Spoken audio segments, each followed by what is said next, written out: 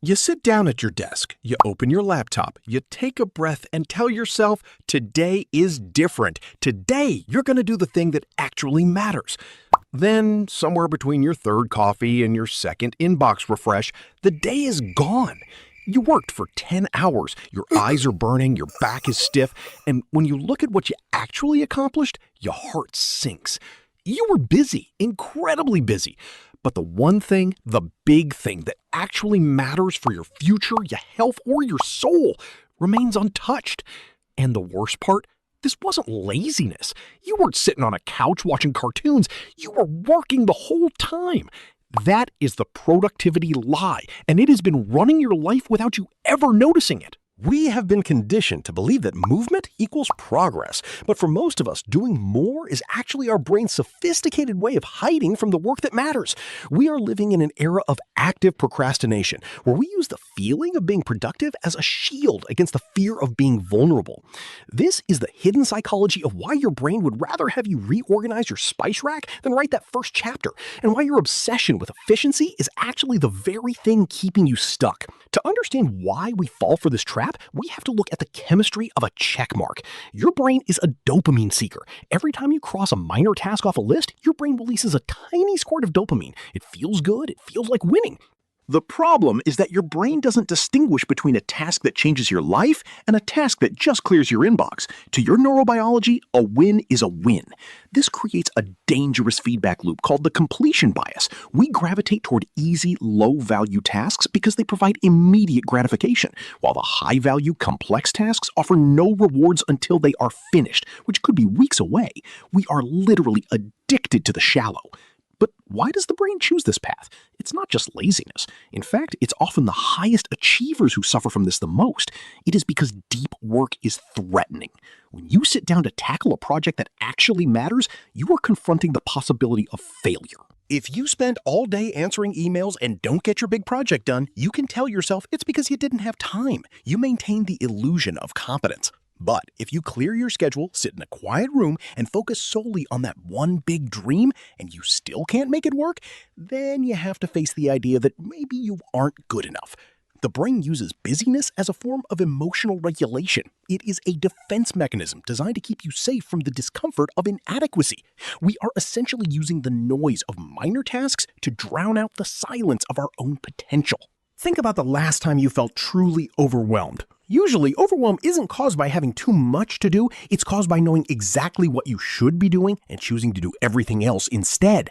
This creates a state of cognitive dissonance. You are working hard, but you are out of alignment with your priorities. This is why you can work 12 hours and still feel like a fraud. You are running a marathon on a treadmill. You're getting the exercise, you're sweating, but you're still in the exact same room where you started. We have become a society of professional amateurs. We spend thousands of dollars on the best running shoes, but never go for a run. We download 5 different project management apps, but never actually start the project. We are obsessed with the architecture of productivity, while the building itself remains unbuilt. This is what psychologists call productive procrastination. It is the most dangerous form of stalling because it doesn't look like stalling. It looks like hard work. When you are researching the best way to optimize your morning routine for the 10th time, you feel like you are doing something. You feel virtuous. This virtue is the poison. It allows you to stay in the comfort zone of preparation forever.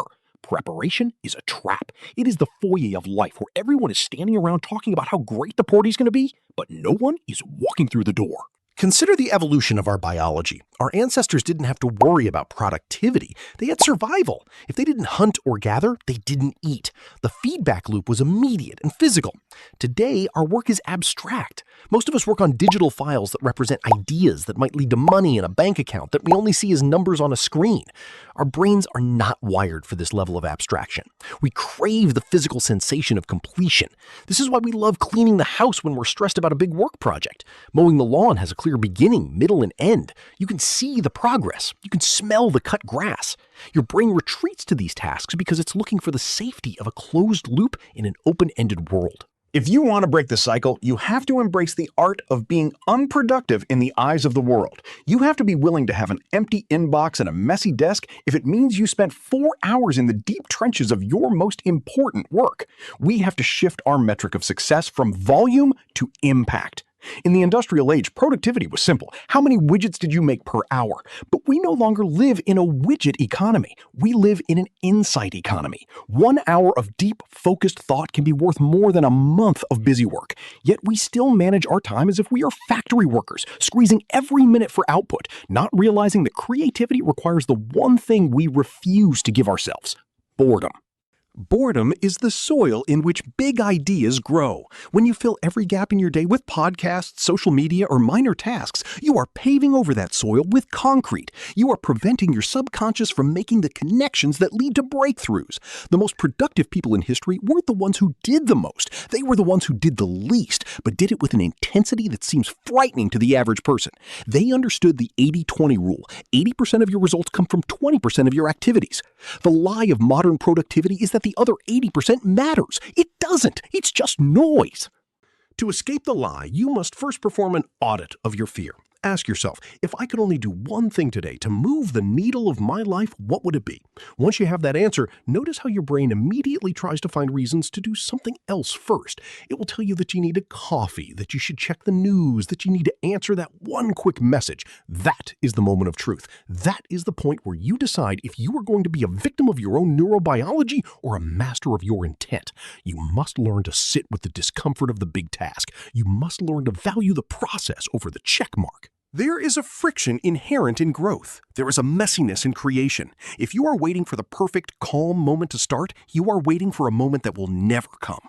The lie tells you that once you get your life in order, then you will be productive. The truth is that productivity is the act of bringing order to the chaos, one difficult step at a time. So stop looking for more life hacks. Stop looking for the perfect app. Stop trying to optimize the margins of a life that isn't heading where you want it to go. Instead, look at the one thing you've been avoiding. Look at the task that makes your stomach turn slightly when you think about it. That is where your life is. That is where your potential is hiding. Turn off the notifications, close the tabs, and give yourself permission to do that one thing, even if you do it badly. Because a messy, imperfect start on the work that matters is infinitely more productive than a perfect day spent on the work that doesn't. The world doesn't need more people who can clear an inbox. The world needs people who can solve the hard problems, tell the deep stories, and build the things that haven't been built yet. You were not put on this earth to be a highly efficient processor of administrative noise. You were put here to create. So let the small things go. Let the emails wait. Let the desks stay messy. Step away from the lie and step into the work. Take a look at your to-do list for tomorrow and ruthlessly cross out everything that doesn't actually matter. Leave only the one thing. Now go do it.